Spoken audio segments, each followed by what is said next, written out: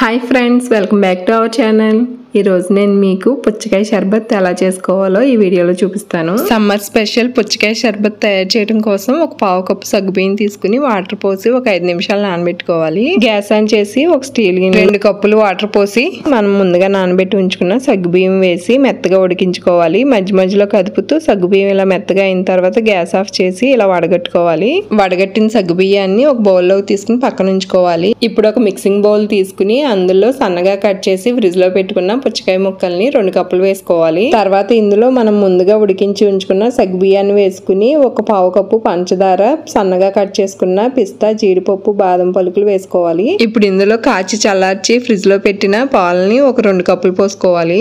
Colour కోసం ఒక tea spoon beetroot juice వేసి మొత్తం అంతా బాగా కలిపి సర్వింగ్ బౌల్ లోకి తీసుకుని సన్నగా కట్ చేసుకున్న పుచ్చకాయ ముక్కలు, పిస్తా, జీడిపప్పు, బాదం పప్పుతో గార్నిష్ చేసుకుంటే ఎంతో simple and tasty summer special cool పుచ్చకాయ షర్బత్ రెడీ అయిపోయింది. ఇంతే ఫ్రెండ్స్, ఇలా ఎంతో ఈజీగా పుచ్చకాయ షర్బత్ చేసుకుని మీరు కూడా ఎంజాయ్ చేయండి. మీకు ఈ వీడియో నచ్చిందని అనుకుంటున్నాను. నచ్చితే కనుక వీడియోని లైక్ చేయండి, షేర్ చేయండి, అలాగే మా ఛానల్ని సబ్స్క్రైబ్ చేసుకోండి.